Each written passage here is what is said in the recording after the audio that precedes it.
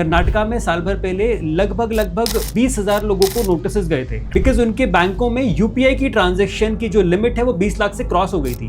तो बैंक ने income tax को, जीएसटी को इन्फॉर्म करा कि इनका जो यूपीआई ट्रांजैक्शन है it is about 20 lakh rupees. उन्होंने उठा के सबको नोटिसेस भेज दिए। इस प्रॉब्लम की वजह से उन्होंने कैश लेना शुरू कर दिया कि यार यूपीआई लेंगे नहीं हम। कोई भी ट्रांजेक्शन जो 2 लाख से ऊपर की है उसमें कैश नहीं लेना है 1 रुपए का भी, बिकॉज अगर लिया तो जितना लिया उतनी पेनल्टी है।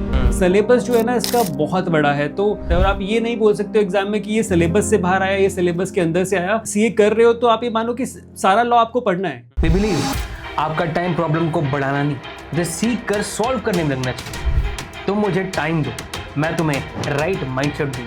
तो सब्सक्राइब राहुल माइंडसेट।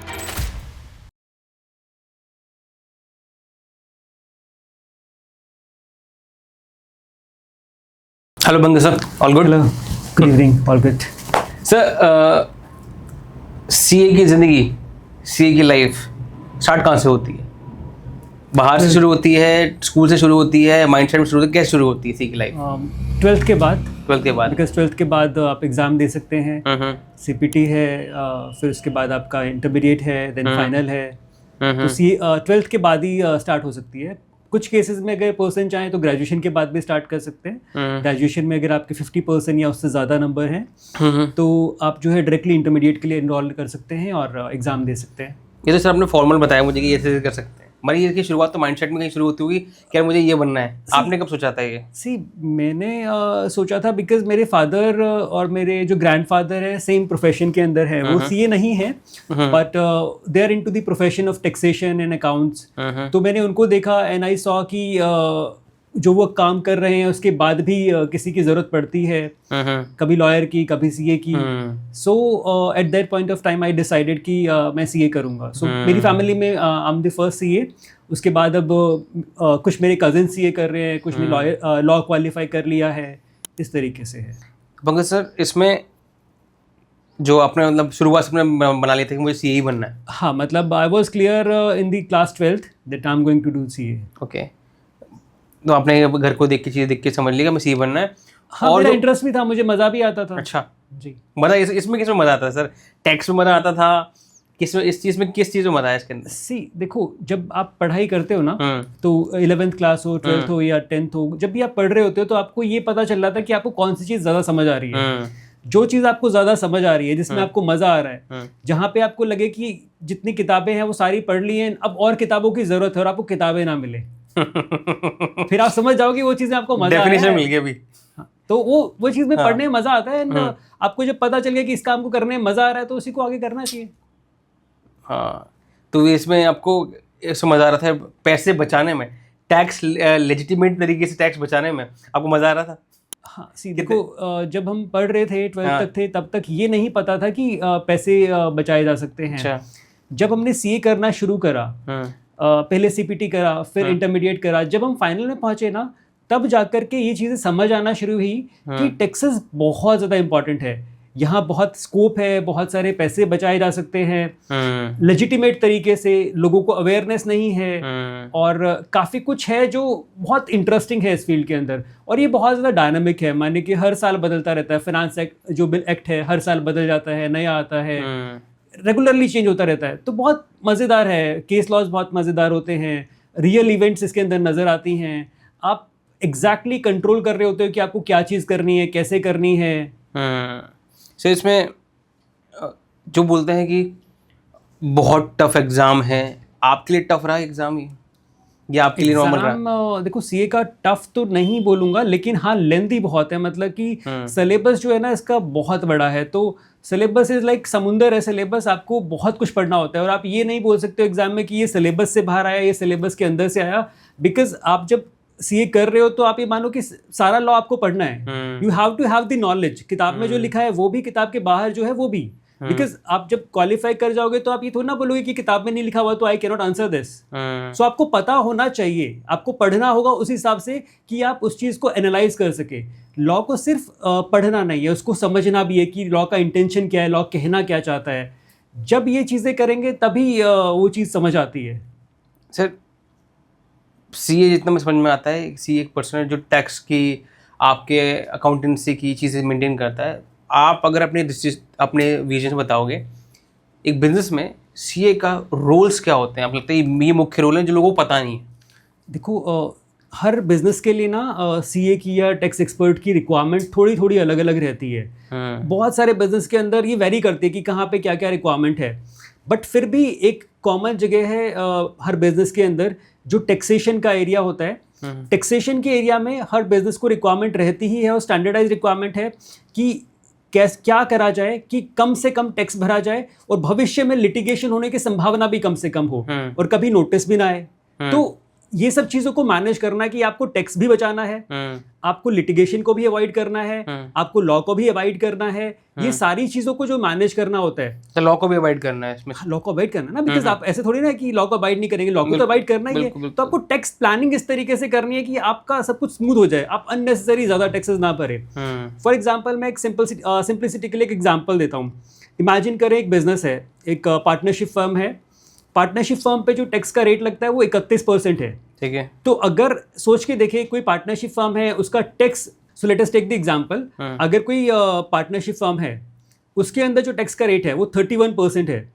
तो अगर उस पार्टनरशिप फर्म का प्रॉफिट 10 लाख रुपए है तो टैक्स लगेगा 3,10,000। सिमिलरली अगर वो पर्सन इसी काम को प्राइवेट लिमिटेड कंपनी में करेगा तो टैक्स का रेट 26% है, तो टैक्स लगेगा 2,60,000।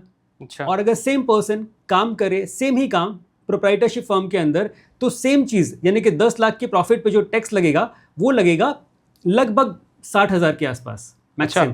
तो 6% only? It is not 6%, it is slab rate. So basically क्या होता है कि कब कहाँ पे कौन से कॉन्स्टिट्यूशन को इस्तेमाल करना है, किस तरीके से टैक्स को ऑप्टिमाइज करना है, ये बहुत जरूरी है। आपको पता होना चाहिए कि आपको कब क्या चीज करनी है, और ये आपको जो टैक्स एक्सपर्ट है या सीए है या जो लॉयर है आपका वही बता सकता है, कोई और नहीं बता सकता। तो सर सीए का रोल्स आपके टैक्स में बहुत ज़्यादा है। अब हमें जैसे मेरे लास्ट पॉडकास्ट में पर्सन आए थे, तरुण सर एक आए थे, तरुण सर ने बताया था कि आपके पास एक लॉयर हमेशा होना चाहिए, एडवोकेट हमेशा होना चाहिए। तो हमें लॉयर मेन रखें अब बिजनेस में कि आप सीए दोनों रखें? दोनों को रखना पड़ेगा, एक को रखना पड़ेगा? ये आपके हिसाब से क्या लगता है आपको? दे कैन बी एनीवन, चाहे तो लॉयर हो सकता है चाहे तो सीए हो सकता है, बट लॉयर के केस में और सीए के केस में दोनों के केस में एक बात कॉमन होनी चाहिए। अगर लॉयर है तो वो उसका प्रैक्टिस एरिया टैक्सेशन होना चाहिए, और अगर सीए है तो उसका भी प्रैक्टिस एरिया टैक्सेशन होना चाहिए, बिकॉज सीएस के प्रैक्टिस एरिया भी बहुत सारे हो सकते हैं। टैक्सेशन भी हो सकता है, ऑडिटिंग भी हो सकता है, कंप्लायंस भी हो सकते हैं, अलग अलग चीज़ों का। तो वो आपको देखना पड़ेगा कि वो जो पर्सन है, जो टैक्स एक्सपर्ट आपने एंगेज करा है अपने साथ, वो उस पर्टिकुलर चीज़ के अंदर डील कर रहा है। ठीक है। अभी सीए जो है जैसे आपके टैक्सेस को हेल्प कर रहा है, अब कल को कोई नोटिस, कल को कोई इशू फ्रॉम द गवर्नमेंट आता है तो हम बोलते हैं कि लॉयर इसको बेटर हैंडल कर सकता है। क्या सीए भी हैंडल कर सकता है इस चीज़ को बेटर तरीके से? जहाँ तक टैक्स की नोटिस का क्वेरीज का जवाब देना है, I believe CAs are in a better position to answer the questions. Reason being because उनका जो एकेडमिक्स है, उनका जो थॉट प्रोसेस है टैक्सेस को लेकर के बहुत ज़्यादा क्लियर होता है, और वो ज़्यादा बेहतर उस चीज़ में गाइड कर पाएंगे। लेकिन यहाँ पे ना कुछ चैलेंजेस हैं। CA can help in the income tax office और जीएसटी ऑफिस, या फिर अपीलेट ट्रिब्यूनल के अंदर सीए हेल्प कर सकता है। बट अगर मैटर जाना है हाई कोर्ट तो वो सीए नहीं जा सकता। हाई कोर्ट के केस में तो लॉयर ही जाएगा। तो अगर मैटर का इन्वॉल्वमेंट हाई कोर्ट का है तो लॉयर ही है, अगर उससे नीचे के मैटर्स हैं तो सीए कैन टेक अप। अच्छा, नीचे हाई कोर्ट से नीचे सारे हैंडल सीए हैंडल कर लेंगे? यस, और 90% मैटर सीए ही हैंडल करते हैं। अच्छा जी, ठीक है। अगर कुछ कचहरी में जाना है, हाई कोर्ट से नीचे वाली बात है जी, तो सीए जाएंगे डेफिनेटली। मगर जो लड़ना होता है, it is called income tax appellate tribunal और GST appellate tribunal. Okay, so it is a tribunal specifically made for the taxation, it is not the normal court. Okay, मतलब वो डिफरेंट कोड बनाया गया है जिसके अंदर आप टैक्सेशन की बात या आपके अर्निंग रिलेटेड बात, जितनी भी चीज़ें बात है उस पर वहाँ होंगी। जी जी जी, वो ट्रिब्यूनल से अलग होते हैं। अच्छा, ठीक है। अगर सीए नहीं हो उस जगह पे तो फिर वो लॉयर जाएगा यहाँ पर? करेक्ट। ठीक है सर। अब एमएसएमई है, बड़े वाले पे बात नहीं करते, वो उस पर नेक्स्ट पे बात करेंगे। एमएसएमई है, आपके अनुसार जो आपने आपके क्लाइंट्स हैं और आपने देखते रहते हो, आपका एक्सपीरियंस है, एमएसएमईज को क्या सबसे बड़ी दिक्कतें आती हैं फ्रॉम गवर्नमेंट, फ्रॉम टैक्सेशन, और आप उनमें क्या हेल्प करते हो? सी एमएसएमई की ना दिक्कतें बहुत सारी हैं। अब उसको या तो कैटेगराइज करना पड़ेगा कि हम किस किस कैटेगरी के लिए बात कर रहे हैं। टैक्सेशन हो गया, जैसे टैक्सेशन के अंदर भी बहुत सारी दिक्कतें हैं, तो मैं एक आध प्रॉब्लम्स को आपको कैटेगराइज करके बताता हूँ। सो सबसे पहली जो प्रॉब्लम होती है एमएसएमई की, वो ये होती है कि जो टैक्सेशन के लॉज हैं वो बहुत ज़्यादा स्ट्रिक्ट हैं। एक एग्जांपल लेते हैं, ग्रॉसरी स्टोर है जिसका टर्नओवर लगभग 5-6 करोड़ के आसपास है एनुअली। अब ग्रॉसरी स्टोर में आइटम्स कितने सारे होते हैं, इमेजिन, बहुत सारे आइटम्स होते हैं। अब वो इतने सारे आइटम्स का इन्वेंट्री रखना, उसका स्टॉक रजिस्टर बनाना, उसको प्रॉपरली कंप्लाई करना बहुत डिफिकल्ट होता है किसी भी उसके लिए जो हमारा ग्रॉसरी स्टोर है। तो लेकिन हमारा लॉ तो कहता है कि आपको तो स्टॉक रजिस्टर बनाना पड़ेगा, हर आइटम को इनपुट करना पड़ेगा, आउट करना पड़ेगा, there has to be a stock register जिसमें सब कुछ आपका परचेज सेल रिकॉर्ड हो रहा है, करना पड़ेगा। बट प्रैक्टिकली तो बहुत डिफिकल्ट है। सो यहाँ पे जो है चैलेंजेस आ जाते हैं। अगर थोड़ा भी कुछ गैप आएगा तो there are penalties, there are issues. अब मान के चलो सर, वही सेम आपने जो बात बताई है, चैलेंजेस आ जाते हैं। आपने उसने 2 रुपये का साबुन बिका, 5 रुपये साबुन बिका, ब्रश बिकी 20 रुपये की।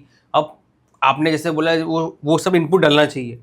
अब ऐसी चीज़ें कैसे डालेंगे, इसमें आप हेल्प कराते हो? नहीं, इसमें हम लोग हेल्प नहीं कर पाएंगे, बिकॉज देखो ये तो उसका डे टू डे ऑपरेशन है ना। We cannot help the business in the day-to-day operation. We can guide the business, we can help for the tax filing, but जो day-to-day business है वो तो business को खुद ही करना पड़ेगा ना, जो business हो रहा है उसको खुद ही मैनेज करना। मतलब अगर वो सारी चीज़ें बेची उसने XYZ पूरे दिन बेची, तो आपके अनुसार ये होता है ना कि मतलब आपको बताना पड़ेगा कि आपने क्या आइटम बेचा आपने। Exactly. तो इतना सारा मल्टीपल आइटम वो कैसे उसमें डालेगा? वो उन्हीं को रिकॉर्ड करना पड़ेगा। They have to take the software और they have to do it manually, they have to do it, because ये काम तो बेसिकली जो बिजनेस कर रहा है, जो वहाँ पे प्रेजेंट है, वही कर सकता है। ओके, कोई भी टैक्स प्रोफेशनल या टैक्स एक्सपर्ट ये काम तो नहीं कर पाएगा। ठीक है सर। एनी अदर एग्जांपल्स जब एमएसएमई की जो बहुत हाँ, तो देखो अभी ना कर्नाटका की बात है, लगभग साल भर हो गया है। कर्नाटका में साल भर पहले लगभग 20,000 लोगों को नोटिसेस गए थे। अच्छा, जो वेजिटेबल सेल करते हैं, फ्रूट सेल करते हैं, छोटा छोटा किराना स्टोर रन कर रहे हैं। क्यों गए थे? बिकॉज उनके बैंकों में यूपीआई की ट्रांजैक्शन की जो लिमिट है वो 20 लाख से क्रॉस हो गई थी। तो बैंक ने इनकम टैक्स को, जीएसटी को इन्फॉर्म करा कि इनका जो यूपीआई ट्रांजैक्शन है it is about 20 lakh rupees. तो जीएसटी को जैसे ही पता चला कि इनका transaction limit is about 20 lakh rupees, उन्होंने उठा के सबको नोटिस भेज दिए कि आप आए, आपने जीएसटी का रजिस्ट्रेशन क्यों नहीं लिया ये बताएं, बिकॉज 20 लाख की टर्नओवर के ऊपर जीएसटी लगता है। बट यहाँ पे भी कैच है, 20 लाख सर्विसेज के लिए है, 40 लाख प्रोडक्ट्स के लिए है।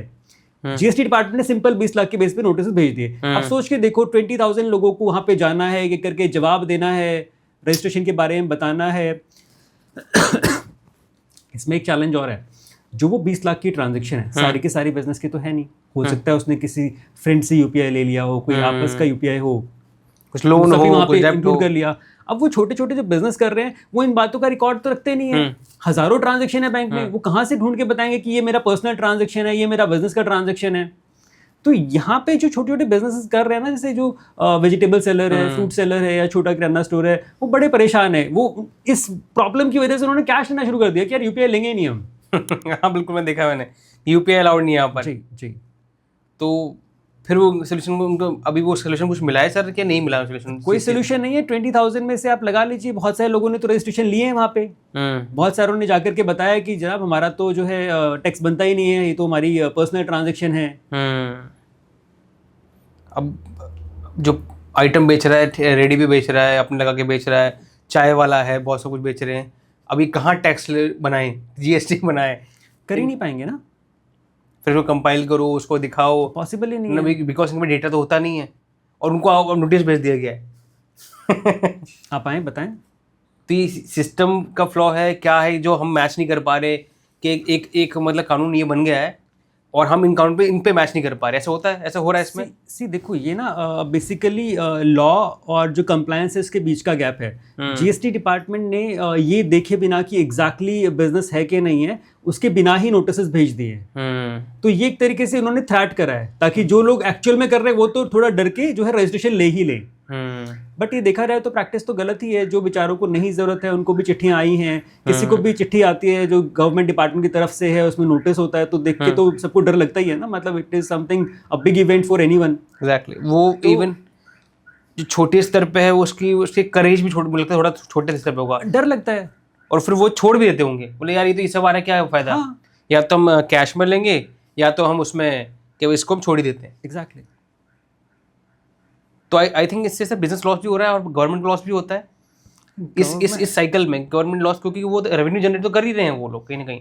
नहीं, गवर्नमेंट को कोई लॉस नहीं है इससे, बिकॉज देखो हमारे कानून में लिखा हुआ है कि अगर कोई प्रोडक्ट सेल कर रहा है तो 40 लाख तक की लिमिट है, 40 लाख तक वो काम कर रहा है तो उसको एग्जम्पशन गवर्नमेंट ने दी हुई है, कानून में लिखा हुआ है। अगर कानून में लिखा हुआ है तो फिर गवर्नमेंट को लॉस कैसे हुआ? नहीं, मैं कह रहा हूँ जो लोग छोड़ रहे हैं फिर इस चक्कर में कि आप मुझे नोटिस, मान के चलो एक बंदे को नोटिस आ गया, और ऐसे बंदे कम से कम 1 लाख लोग हैं उनको नोटिस 1 लाख लोग नोटिस आ गया, 1 लाख में से 40,000 लोगों ने धंधा ही छोड़ दिया, काम ही छोड़ दिया। एक्चुअली ऐसा होगा नहीं, प्रैक्टिकली सोच के देखो कि आपको काम तो करना ही है ना, पैसे तो चाहिए, बिना पैसे के सर्वाइव कैसे करेगा कोई? वो पर्टिकुलर फील्ड छोड़ दिया उन्होंने चक्कर में, उन्होंने बोला यार ये नहीं कर रहे हैं, कुछ और कर रहे हैं, कुछ काम करते हैं, किसी की नौकरी करते हैं। ऐसे अभी ऐसा नहीं होता। नहीं, इस तरीके से तो नहीं होगा, बिकॉज देखो काम तो करना है, जो बिजनेस कर रहा है वो जॉब नहीं कर पाता है, इट्स नॉट दैट इजी। ये माइंडसेट का अलग अलग फर्क होता है। जो जॉब कर रहा है उसके लिए बिजनेस में जाना मुश्किल है, जो बिजनेस कर रहा है उसके लिए जॉब में आना मुश्किल है। एग्जैक्टली। मगर जो उस तबके पे काम कर रहे हैं मैं उनकी बात कर रहा था अभी। वो चलो उन्होंने वो एक कंप्लायंस का फ्लॉ हुआ। सर ऐसे और के फ्लॉज हैं जो लगते हैं आपको मतलब बहुत ज़रूरी बात करने की इस पर? जीएसटी इनकम टैक्स के अंदर एक तो ना हमारे जो इनकम टैक्स है उसमें जो लॉज बने हुए हैं ना बहुत ज़्यादा स्ट्रिक्ट हैं। माने कि मैं आपको एग्जांपल देता हूँ। मान लो आपको कहीं से कुछ गिफ्ट मिल जाए। इमेजिन करें आपको किसी ने गिफ्ट कर दिया, कार गिफ्ट कर दी। लेट अस इमेजिन कार का कॉस्ट 10 लाख रुपीज़ है। तो हमारा कानून इतना मज़ेदार है, वो ये कहता है कि अगर आपको कार गिफ्ट में मिल गई, ठीक है, आपने कोई पैसे नहीं दिए उसके, and now it is taxable, आपको टैक्स भरना पड़ेगा उस पर, assuming that it is your other source of income. तो जो हमारे टैक्सेस के लॉ बने हुए हैं ना वो काफ़ी ज़्यादा स्ट्रिक्ट हैं, मतलब इन चीज़ों को लेकर के। मुझे लगता है कि टैक्सेस जो है थोड़े कम होने चाहिए, इनकम टैक्स के रेट्स थोड़े रैशनलाइज होने चाहिए इंडिविजुअल के। बिकॉज अगर अभी प्रेजेंट में देखा जाए तो जो इंडिविजुअल्स टैक्स भर रहे हैं वो ज़्यादा है कॉर्पोरेट के टैक्स से। एक्चुअल डेटा है इनकम टैक्स का। अच्छा, मतलब इंडिविजुअल ज़्यादा भर रहे हैं कॉर्पोरेट से, और कॉर्पोरेट से बच क्यों रहे हैं ऐसे? क्योंकि कॉर्पोरेट्स पे टैक्स पिछले 4-5 सालों में घटाए गए हैं ना। पहले ज़्यादा टैक्स हुआ करते थे, अब उन पे टैक्सेस के जो रेट्स हैं उनको घटा दिया गया है। प्लस कॉर्पोरेट्स को तो पता भी है ना टैक्स को ऑप्टिमाइज कैसे करना है, इंडिविजुअल्स को पता नहीं है। ये भी बात है सर जी, एग्जैक्टली। तो सर ये ऑप्टिमाइजेशन जो चीज़ हमें बताइए कि क्या कुछ ऑप्टिमाइजेशन है जो इंडिविजुअल पता चले, आप बता सकते हैं? तो कुछ चीज़ें जो अपने टैक्स में मेंटेन करिए, जैसे आपने बताया कि कोई गाड़ी आपने ली है, आपने अगर गिफ्ट में मिली है तो उस पर भी टैक्स लग रहा है। तो ऐसी क्या क्या चीज़ें जो आपको लगता है एक इंडिविजुअल जाननी चाहिए अपने टैक्स के लिए? बिल्कुल कुछ चीज़ें हैं जो बिल्कुल जाननी चाहिए। तो कैटेगराइज करते हैं इसको 2-3 पार्ट्स के अंदर। पहले लेते हैं सैलरीड पर्सन के लिए। अगर कोई सैलरीड इंडिविजुअल है तो हम एग्जांपल लेते हैं कि उसको सैलरी इनकम आ रहा है, उस पर टीडीएस कट रहा है। अब सैलरीड इंडिविजुअल क्या होते हैं, उनके पास पैसा आया और उन्होंने जो सेव करना है, इमेजिन करें कि उन्होंने पैसा सेव करा एफडी की फॉर्म में। ठीक है। अब उन्होंने एफडी कर दी, एफडी के ऊपर इंटरेस्ट मिलता है जिसपे दोबारा टैक्स देना पड़ेगा। तो जो सैलरी इनकम अर्न कर रहा है उसके लिए बहुत अच्छा ऑप्शन है कि वो सैलरी से जो एफडी कर रहा है, एफडी ना करके वो पैसे को ऐसी जगह पे इन्वेस्ट करे जहां पे इंटरेस्ट एक्रूअल बेसिस पे टैक्स ना हो, या जो भी इनकम है वो एक्रूअल बेसिस पे टैक्स ना हो। इसका मतलब एक्रूअल मींस, एक्रूअल का मतलब ये हुआ कि ड्यू बेसिस पे टैक्स ना हो। अच्छा, ड्यू बेसिस पे टैक्स ना हो। तो अगर चाहे तो डेट फंड में इन्वेस्ट कर सकते हैं, इक्विटी फंड में इन्वेस्ट कर सकते हैं। उस डेट फंड में इन्वेस्ट करेंगे तो it is as good as FD, but इस पे हर साल आपको टैक्स नहीं देना पड़ेगा।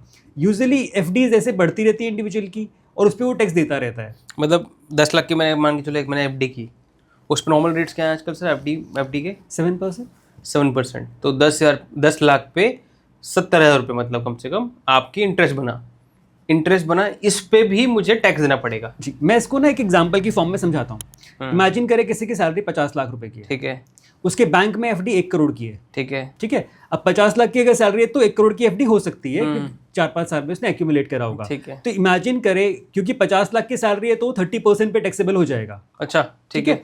तो जो एफडी पे इंटरेस्ट आएगा 1 CR पे एफडी का इंटरेस्ट अप्रॉक्सीमेटली 7 लाख रुपए आएगा। ठीक है। 7 लाख में से 30% लगभग 2,10,000 रुपए पर्सन को एज ए टैक्स देना पड़ेगा अपने इंटरेस्ट इनकम से, चाहे वो उसे रिसीव हुई हो चाहे ना हुई हो। बिकॉज एफडी का इंटरेस्ट तो मैच्योर होने पे ही आएगा।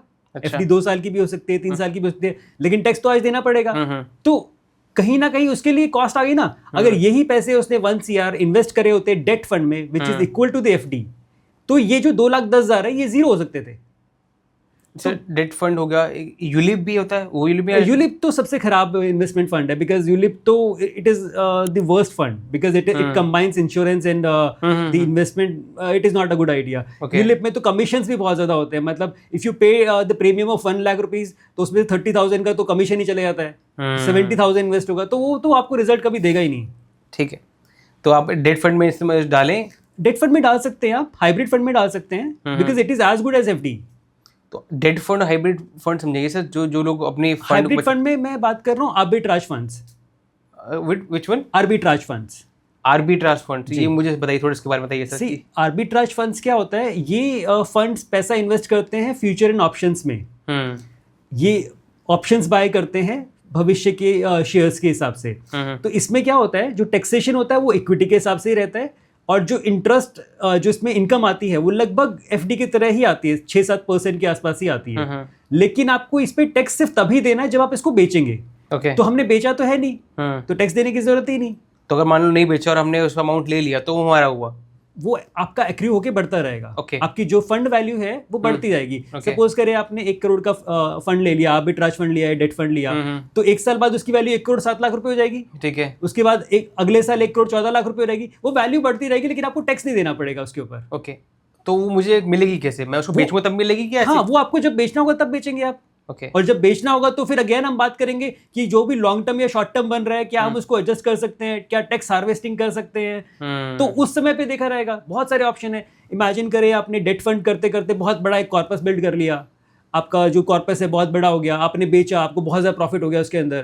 ठीक है, इमेजिन करें 1 करोड़ का ही प्रॉफिट हो गया, तो आप सोचेंगे कि 1 करोड़ पे टैक्स देना पड़ेगा। नहीं, ऐसा नहीं है। आप प्रॉपर्टी बाय करेंगे तो वो टैक्स सारा बच जाएगा। रेजिडेंशियल प्रॉपर्टी सेक्शन 54F के अंदर इसमें अलाउड है कि आप जो है कैपिटल गेन से प्रॉपर्टी खरीद सकते हैं। कंडीशंस हैं, but we have to satisfy the condition, तो टैक्सेस बचाए जा सकते हैं। तो जैसे आपने बताया कि डेट फंड में इन्वेस्ट करें, जो भी इंडिविजुअल सुन रहा है, डेट फंड में इन्वेस्ट कर दिया आपने, जो दूसरे अपने फंड्स बताया उसमें इन्वेस्ट कर दिया, जो कि बढ़ेंगे तो उसके बाद आपको टैक्स नहीं देना पड़ेगा, शायद कम देना पड़े, ऑप्टिमाइज हो जाए जी। और जैसे प्रॉपर्टी, जो हमारे पास ऑप्शन है प्रॉपर्टी एंड गोल्ड, इसमें आपको लगता है हमें इन्वेस्ट करना चाहिए? आई बिलीव ये फाइनेंशियल एडवाइजर के पर्सपेक्टिव से क्वेश्चन है।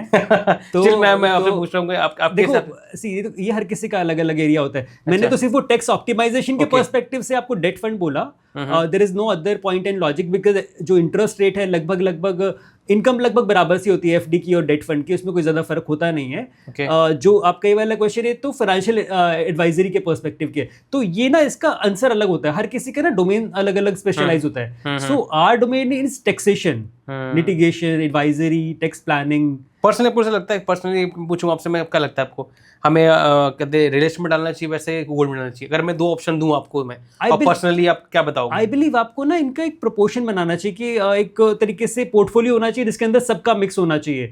माने कि खाली प्रॉपर्टी भी अच्छी नहीं है, खाली गोल्ड भी अच्छा नहीं है, खाली डेट फंड भी अच्छे नहीं है, खाली इक्विटी भी अच्छा नहीं है। So there should be a proportionate, मतलब हर चीज का कुछ कुछ पोर्शन होना चाहिए कि इतने परसेंट आपका जो है इक्विटी हो सकता है, इतने परसेंट आपका प्रॉपर्टी हो सकता है। तो वो आपको डिफाइन करना चाहिए, किसी भी एक चीज पे रिलाई नहीं करना चाहिए। एलोकेशन प्रॉपर्ली होना चाहिए उनका। सर अभी ये जो एक बिजनेस आपका जो एक्सपर्टीज इन बिजनेसेस है, टैक्सेशन है, अब एक बिजनेस है जो कि साल की टर्नओवर 1 करोड़ की है, वो बिजनेस रन कर रहा है, एक एग्जांपल ले लिया हमने, उसको क्या क्या करना चाहिए अपने टैक्स को ऑप्टिमाइज करने के लिए, और क्या क्या सावधानी रखनी चाहिए, क्या सबसे बताओगे आप? देखो, ये बहुत जनरल क्वेश्चन हो गया। अच्छा। कि एक बिजनेस है, उसका टर्नओवर 1 CR है। हाँ। इस तरीके से नहीं होता है। तो जब हमें ये चीज डिसाइड करनी है तो ये बहुत ज्यादा कस्टम क्वेश्चन है, क्योंकि आपको इसको एग्जैक्ट डिफाइन करना पड़ेगा। नेचर ऑफ बिजनेस क्या है, टर्नओवर आपने बता ही दिया मुझे। लेट्स से कि परचून की दुकान है, परचून की दुकान है, तो परचून की दुकान में मार्जिन कितना होता है? इट मे बी 10% और 8%, 5%। तो 1 CR पे अगर 10% मिलू तो 10 लाख हो गया। तो 10% का मार्जिन है, we can go by section 44 AD। आपको कुछ भी करने की जरूरत नहीं है, आप सिंपल अपना काम करें जो कर रहे हैं, कुछ नहीं एक्स्ट्रा करने की जरूरत आपको। अच्छा जी। तो और कुछ सावधानी जो जर्नल सबके अंदर होनी चाहिए, कुछ आपको बता चाहोगे? देखो यही फर्क आ गया ना, जैसे आपने एग्जांपल लिया कि कोई ग्रोसरी स्टोर है या परफ्यूम की दुकान है, उसके अंदर मैंने बोला कुछ करने की जरूरत नहीं है। अभी यहीं पे एग्जांपल ले लेते हैं कि कोई डिजिटल मार्केटिंग कर रहा है, हाँ। तो उसके अंदर क्या होता है, कॉस्टिंग इतनी ज्यादा नहीं होगी उसकी, उसका 1 CR का टर्नओवर है, तो अगर उसका 1 CR का टर्नओवर है तो फिर हम देखेंगे कि आपके खर्चे क्या क्या हो रहे हैं। सबसे पहले हम देखेंगे कि आपके एक्चुअल में एक्सपेंडिचर कितने हैं। इमेजिन करते हैं 1 करोड़ का टर्नओवर है, 20 लाख का एक्सपेंडिचर है, अब 80 लाख का प्रॉफिट बच रहा है। तो अब जो ये 80 लाख का प्रॉफिट बच रहा है, इसके बारे में सोचना होगा कि क्या इसको और कुछ कम करा जा सकता है, क्या कोई और एक्सपेंडिचर है जो हम डाल सकते हैं इसके अंदर। तो वहां पे क्वेश्चन निकल करके आएगा कि हमें उस डील किस तरीके से करना है। क्या हमें इस काम को भविष्य में जैसे कर रहे हैं, जिस भी कॉन्स्टिट्यूशन में कर रहे हैं, प्रोप्राइटरशिप में, पार्टनरशिप में या कंपनी में, उसी में करना चाहिए, या भविष्य में कॉन्स्टिट्यूशन बदलना चाहिए, या कौन से एक्सपेंडिचर ऐसे हो सकते हैं जो हम इसमें डाल सकते हैं विच आर परमिटेड। तो वो डिपेंड करेगा। अब ये डिपेंड भी ऐसे करेगा कि हमें उसका नेचर ऑफ बिजनेस समझना पड़ेगा, हमें एग्जैक्टली देखना पड़ेगा कि एक्सपेंडिचर कौन कौन से हैं, क्या क्या चीज़ें आ रही हैं, उनके इनपुट्स की बहुत ज़्यादा ज़रूरत है, उनकी फैमिली में कौन कौन है। ठीक है सर, इसमें जो आपने बिजनेस बताया, अपनी चीज़ मेंटेन कर रही, जो बिजनेस कर रहे हैं, जो अपना व्यापार चला रहे हैं, ऐसा होता है कि जीएसटी डिपार्टमेंट पूरी नज़र रखते हैं हमेशा उन पे, और एक फाइट चल रही है, एक टैक्सेशन सीए पर्सन में, एक जीएसटी में चल रही है, कभी इनका तालमेल कभी बनता है सर? हाँ, ये बिल्कुल सही है कि जीएसटी डिपार्टमेंट नज़र रखता है सारी ट्रांजैक्शंस पे, बहुत क्लोजली मॉनिटर करा जाता है, बहुत क्लोजली। इनकम टैक्स का डेटा भी जीएसटी के साथ शेयर होता है, जीएसटी का डेटा इनकम टैक्स के साथ शेयर होता है। अच्छा, GST department it different, income tax is different? बिल्कुल डिफरेंट है, हाँ, बहुत अलग अलग है। इनकम टैक्स डायरेक्ट टैक्स हो गया, जीएसटी इनडायरेक्ट टैक्स हो गया, दोनों के डिपार्टमेंट अलग हैं, आपस में वो लोग डेटा शेयर करते हैं। तो होता क्या है, जीएसटी नज़र रखता है सबके ऊपर, जहाँ जहाँ उनको लगता है वहाँ पे लोगों को क्वेरीज भी जाती हैं, चिट्ठियाँ भी आती हैं टैक्सेस को लेकर के, जहाँ डिपार्टमेंट को लगता है कि टैक्स नहीं भरा जा रहा है वहाँ भी चिट्ठियाँ जाती हैं। तो ये सब होता है। और हाँ, ये बात करेक्ट है कि there is always a fight between GST department and the tax experts, because हम लोग तो टैक्स पेयर जो है उसी की साइड लेंगे हमेशा, और डिपार्टमेंट हमेशा ये साइड लेगा कि टैक्स भरा जाना चाहिए। तो बहुत बार ऐसा होता है कि कोई सर्विस है, उस सर्विस पे हम बोलते हैं कि टैक्स नहीं लगना चाहिए, डिपार्टमेंट बोलता है कि इस पे टैक्स लगना चाहिए। ऐसी लड़ाइयाँ भी होती है कि हम जो है टैक्स पेयर को बोल रहे हैं कि आप 0% चार्ज करें, टैक्स डिपार्टमेंट बोलता है कि नहीं इस पे तो आपको 18% चार्ज करना होगा। So all this fight goes on. तो उस केस में क्या होता है, लिटिगेशन का पार्ट है वो, we have to prove our facts. जो आपने बताया, पहले बताया हाई कोर्ट नीचे फिर चीजें चलती हैं, मेंटेन होती हैं, अगर बढ़ता है तो फिर हाई कोर्ट में फिर लॉयर हैंडल करेगा उस चीज। एग्जैक्टली, जब लॉयर हैंडल करेगा then also the requirement of CA is there, because जब लॉयर किसी भी केस को हैंडल कर रहा है तो जिसने पहले उन चीज़ों को प्रोसीड करा है, जो भी सीए है या जो भी टैक्स प्रोफेशनल है, उसका गाइडेंस, उसका एडवाइस, उसका जो है इनपुट तो जरूर लगेगा, बिकॉज उसके बिना तो वर्कआउट होगा नहीं ना। जैसे एक बिजनेस ओनर है, आप सीए हैं, अदर कॉल्ड लॉयर, तो आपके पास कम्युनिकेशन होंगे, सब कुछ डिटेल्स होंगी, आपके पास टेक्निकलिटीज होंगी कि ये पार्ट्स हुए हैं, एग्जैक्टली, तब आके जाके फॉरवर्ड करोगे लॉयर को आप, जी, तभी समझ पाएगा, तभी वो डील कर पाएगा। एग्जैक्टली, बिकॉज अगर if a business directly goes to the lawyer for some high court matter, तो वो लॉयर के लिए भी समझना बहुत मुश्किल है उस पर्सन से, और उस पर्सन के लिए भी लॉयर को समझा पाना बहुत डिफिकल्ट है, बिकॉज टैक्सेशन का जो लैंग्वेज होता है वो थोड़ा अलग होता है,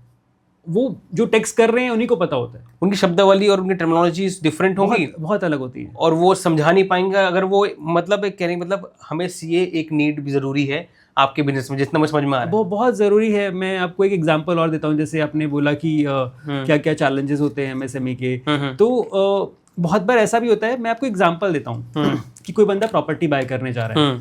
अब प्रॉपर्टी बाय करते वक्त लोगों को पता नहीं होता कि कैश नहीं दिया जा सकता या नहीं लिया जा सकता। तो सपोज करिए आप प्रॉपर्टी बाय करने जा रहे हैं, आपने जो है 1 करोड़ की प्रॉपर्टी बाय करी और 10 लाख का कैश दे दिया। अब ब्रोकर ने बोल दिया कि दे दो, कोई दिक्कत नहीं है, आपने पेपर कर लिए, डन हो गया। उसके बाद अब पर्सन बोलता है कि जी मैंने तो 1 नंबर में काम करा है, मैंने पेपर्स में लिखवाया है, मैंने इस 10 लाख पे भी स्टैम्प ड्यूटी दी है। तो पर्सन तो बोलता है मैंने जेन्युइन काम करा है, बट क्या ये जेन्युइन है?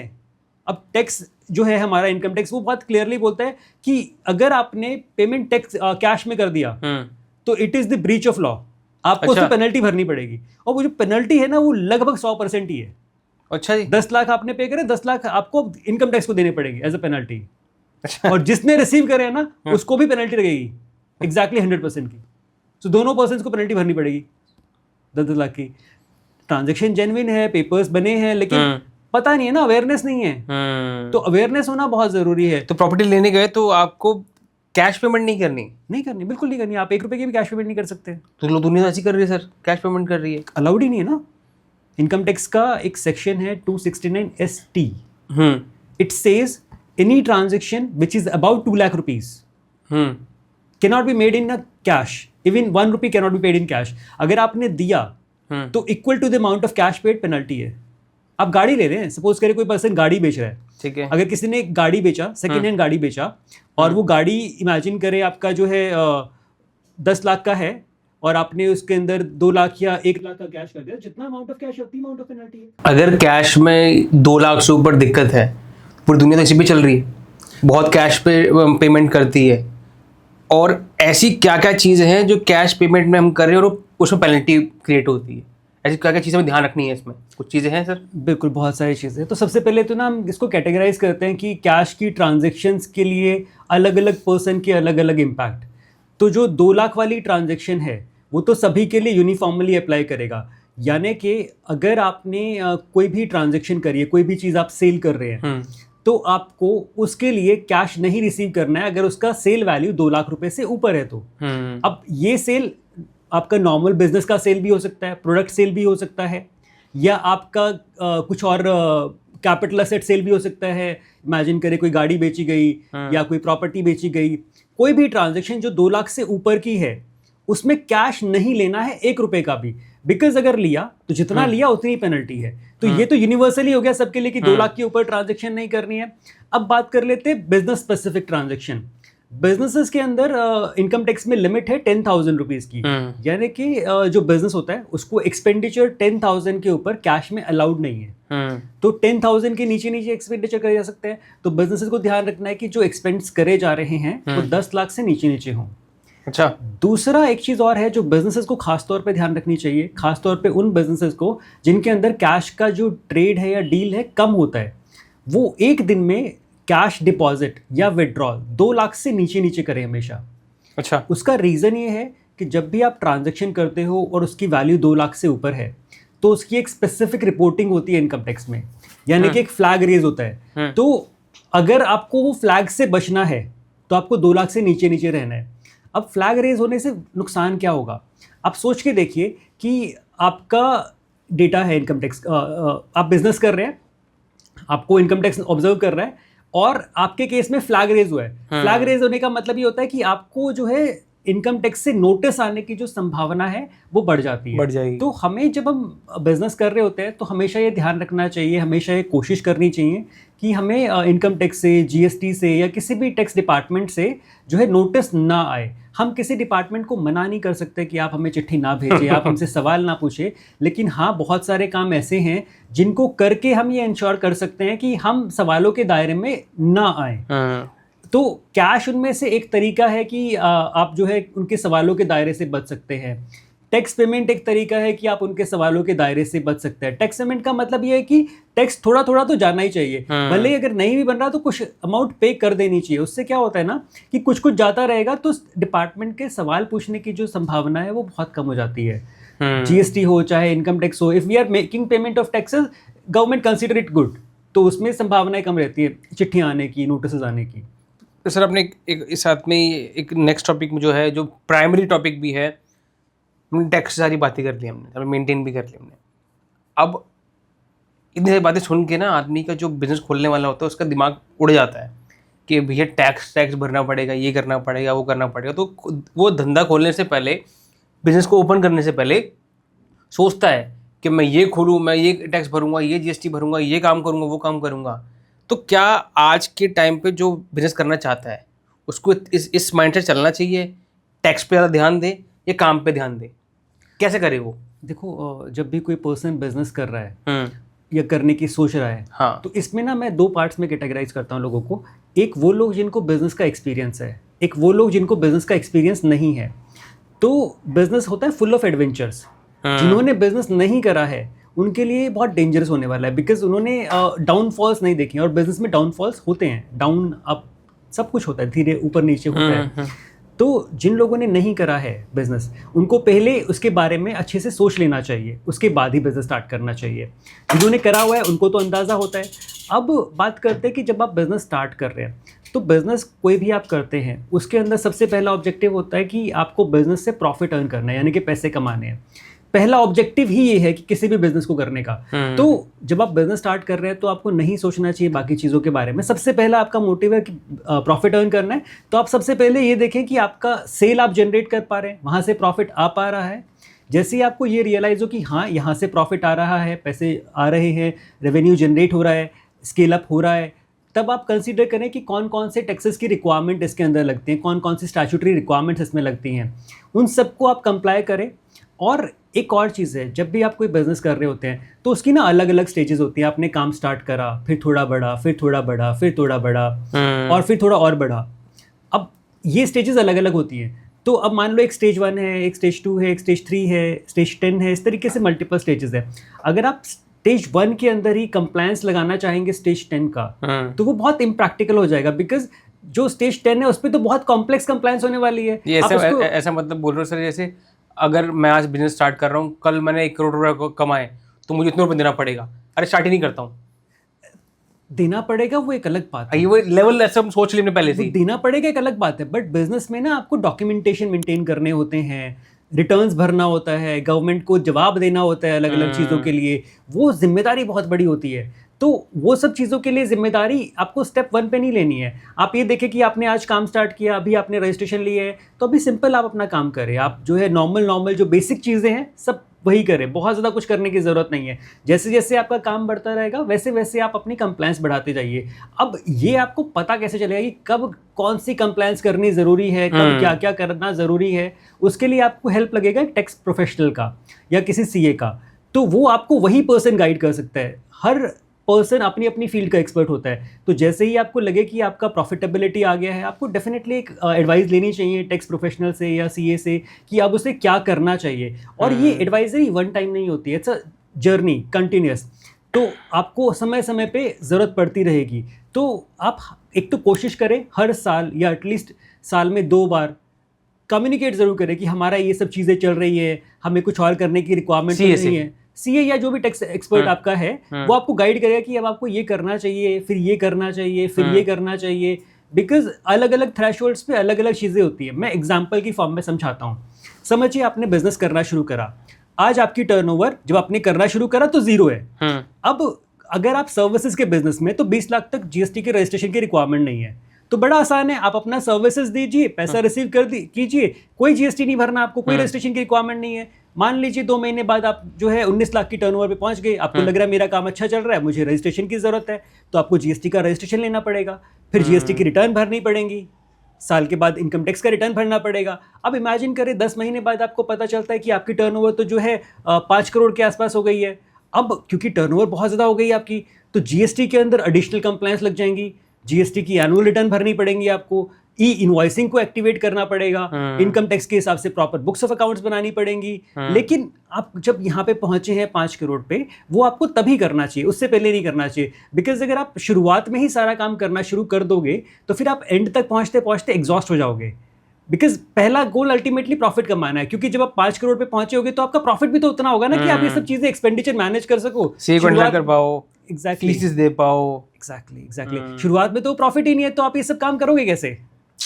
आपके पास रेवेन्यू होगा तभी तो एक्सपेंडिचर करेंगे ना। बिल्कुल सर। तो पहले काम करो, सेल करो, पैसा कमाओ, फिर सोचो कि मैं कैसे टैक्स भरूंगा, क्या नहीं भरूंगा, तब बेटर चल पाओगे। ऑब्वियस सी बात है। अगर मान लो आप प्रॉफिट ही नहीं अर्न कर रहे हो तो बिजनेस को कंटिन्यू करके भी क्या करोगे? तो सर अब बहुत ज़्यादा टेक्निकल बातें चीज़ें हमने निकाली, हमने सीखा कि क्या क्या टेक्निकलिटीज़ होनी चाहिए। और इस छोटे से पॉडकास्ट में मुझे लगता है सब कुछ नहीं समाएगा, या 4-5 पॉडकास्ट लगेंगे सर बातें बहुत कुछ समझने के लिए। अब आपके अनुसार आपने बहुत लोगों को देखा है, आपके सारे टच में आपके क्लाइंट सारे बिजनेस ओनर्स हैं और आप खुद भी इस फील्ड से आए हो। एक बिजनेस ओनर को चलाने के लिए, अब एक मोटा बात जानते हैं, चलाने के लिए अपना बिजनेस क्या माइंडसेट रखना चाहिए? क्या लगता है आपको ये माइंडसेट रख के चलेगा तो बिजनेस ओनर बेटर कर पाएगा लाइफ? जैसे आपने पहले कहा, बिजनेस एडवेंचर, अप डाउन आते हैं, कुछ लोग संभाल पाते हैं, कुछ लोग नहीं संभाल पाते। तो आपने इन सब चीज़ों में से आपको क्या लगता है कि माइंडसेट कैसा होना चाहिए बिजनेस ओनर का?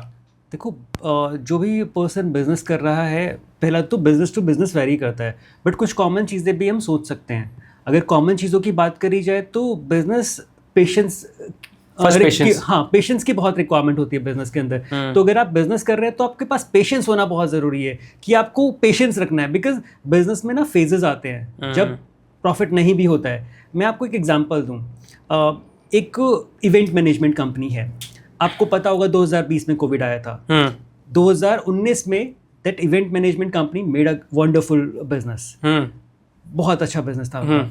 अब हुआ क्या, 2020 में कोविड आया। अब कोविड का मतलब ये था कि इवेंट मैनेजमेंट का काम तो नहीं होगा, बिकॉज कोई कहीं पे जा ही नहीं रहा था, तो उनका बिजनेस पूरा जो है पूरा डिस्टर्ब हो गया।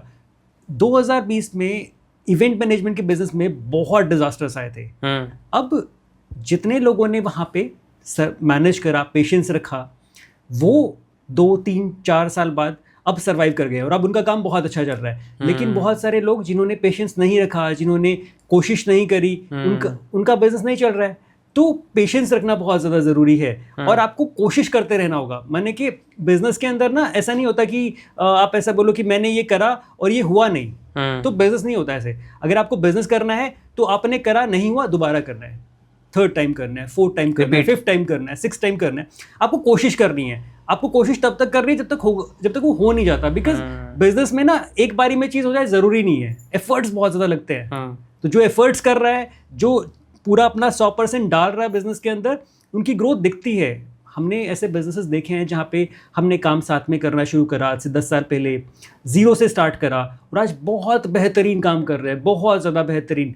हमने उनके अप्स भी देखे हैं, डाउन्स भी देखे हैं, हमने ये भी देखा है कि लॉसेस भी आ रहे हैं और प्रॉफिट्स भी आ रहे हैं, और आज के टाइम बहुत अच्छा कर रहे हैं। जो बहुत ज़्यादा ज़रूरी है वो पेशेंस और कंसिस्टेंसी है, कि आपने निरंतर काम करा, पेशेंस के साथ निरंतर काम करा, बहुत ज़्यादा ज़रूरी है। तो ये सारी टेक्निकलिटीज़ को हैंडल सब कर लेगा, मगर आपके पास पेशेंस और कंसिस्टेंसी हो तो आप बेटर कर सकते हो उसके अंदर, आप कर जाओगे उसके अंदर। एक चीज़ और है, देखो क्या होता है ना, जब कोई पर्सन बिजनेस कर रहा होता है तो कुछ बिजनेस ओनर्स का माइंडसेट होता है कि जो है अगर हमारा बिजनेस काम नहीं कर रहा तो हम जो गवर्नमेंट की कंप्लायंस है उसको नहीं करते हैं, जो कि बहुत गलत है। अगर आपने गवर्नमेंट की कंप्लायंस नहीं करी ना तो ये बहुत ज़्यादा नुकसान दे सकती है, बहुत ज़्यादा। मैं आपको एक एग्जांपल की फॉर्म में समझाता हूँ। इमेजिन करें आपने बिजनेस करा, एक बारी आपको लॉस हो गया, ठीक है, 2020 या 21 का टाइम ले लीजिए, लॉस हुआ। उस साल आपका टर्नओवर रहा 2 करोड़ के आसपास, लेकिन आपको 20 लाख का लॉस हो गया। तो आपको लगा कि यार मेरे को तो लॉस हो गया, मेरे को टैक्स नहीं भरना चाहिए, मैं ना जीएसटी भरता हूँ ना इनकम टैक्स भरता हूँ। अब इस केस में क्या होगा, जीएसटी डिपार्टमेंट बोलेगा आपका 2 करोड़ का टर्नओवर है, हमें 2 करोड़ पे टैक्स दो। आपने इनकम टैक्स से रिटर्न नहीं भरेगा तो इनकम टैक्स बोलेगा आपका 2 करोड़ का टर्नओवर है, हमें 2 करोड़ पे टैक्स दो, क्योंकि आपने तो ये बताया नहीं ना कि आपको लॉस हो गया है। आपको जीएसटी डिपार्टमेंट को, इनकम टैक्स को कम्युनिकेट करना था, आप उनकी रिटर्न भर के, कि देखो हमारे को यहाँ पे लॉस हुआ है। तो जीएसटी या इनकम टैक्स का कंप्लायंस, जो भी स्टैट्यूटरी कंप्लायंस है बिजनेस की, वो करी जानी बहुत ज़रूरी है। ये हो सकता है कि हम टैक्स ना भरें, ये हो सकता है कि हम कंप्लायंस थोड़ा डिले कर दें, कुछ दिक्कतें आ जाए, बट कंप्लायंस करना बहुत ज़रूरी है। बिकॉज जहाँ आपने कंप्लायंस रोकी, जहाँ पे आपने गवर्नमेंट को रिप्लाई करना बंद करा, कम्युनिकेशन, वहाँ बहुत दिक्कत आने वाली है। तो बिजनेस को ये ध्यान रखना चाहिए कि आप अपनी तरफ से कम्युनिकेट करने का काम ज़रूर करें। ओके, सुपर सर, हमने इस पॉडकास्ट में हम चीज़ें सीखी और हमें इस पॉडकास्ट को थोड़ा सा अभी समराइज़ करना पड़ेगा, क्योंकि अपने पास इतना टाइम नहीं है इसको समराइज़ करने के लिए। हमने जैसे सीखा कि कैसे किसी पर्सन को कैश में डील नहीं करना चाहिए अबव 2 लाख। हमने सीखा कैसे किस पर्सन को एफडी को छोड़ के कहाँ इन्वेस्ट करना चाहिए, हमने ये सीखा। हमने सीखा कि एमएसएमई की दिक्कतें क्या है, जीएसटी डिपार्टमेंट से हमें कम्युनिकेट करना चाहिए। हमने सीखा एक पर्सन का माइंडसेट कैसे होना चाहिए अगर आप बिजनेस कर रहे हो। तो अब जाते जाते सर आप लोगों को क्या मैसेज देना चाहेंगे, कुछ 3 मैसेज के ये ज़रूर करना अपने काम में, अपने बिजनेस में या अपनी लाइफ में, क्या 3 मैसेज देना चाहोगे सर आप? देखो, सबसे पहला तो जो मैसेज है, मेरे को जो लगता है, मेहनत करना बहुत ज़्यादा ज़रूरी है। आप चाहे बिज़नेस कर रहे हैं, आप चाहे जॉब कर रहे हैं, आप कोई भी काम कर रहे हैं, उसमें पूरा शिद्दत से अपना 100% देना ज़रूरी है। क्योंकि कोई भी आप काम 100% शिद्दत के साथ करोगे ना तो आपको रिजल्ट मिलेंगे, चाहे वो कोई भी काम हो। दूसरी चीज़ ये है कि टैक्सेस को कभी भी लाइटली नहीं लेना चाहिए। टैक्सेस बहुत डेंजरस हो सकते हैं, आप सोच भी नहीं सकते हैं। मैं आपको ये बोलूँगा कि आपको जो है अपने स्किल्स को कंटिन्यूसली डेवलप करते रहना चाहिए, आपको हमेशा अपडेट करते रहना चाहिए, आपको पढ़ते रहना चाहिए। बिकॉज जहाँ पढ़ना सीखना बंद कर देंगे वहाँ पे डेवलपमेंट बंद हो जाएगा। जहाँ सीखना बंद कर देंगे वहाँ डेवलपमेंट बंद हो जाएगा। सब बहुत मज़ा आया चीज़ें समझने के बाद। टेक्निकलिटीज़ को हमने कोशिश की कि लेमन तरीके से हम निकालें, और हमारे जो श्रोता हैं, जो पर्सन सुन रहा है, जो उसको बढ़िया बनना है, जिसको अपने लाइफ में बेटर करना है, वो सुन के बढ़िया कर पाए। तो जिसने सुना, जिसने जाना पंकज जी की बातें, उसको देखिए, रिपीट कीजिए और एक्शन में लाइए, क्योंकि बिना एक्शन के कुछ नहीं होने वाला। देख लिया और छोड़ दिया, एक्शन नहीं किया तो ट्रांसफॉर्मेशन नहीं होगा। तो वी वांट आपका टाइम माइंडसेट में लगे, एक्शन में लगे और ट्रांसफॉर्मेशन लगे। Thank you so much for watching this video. Thank you so much sir. Thank you.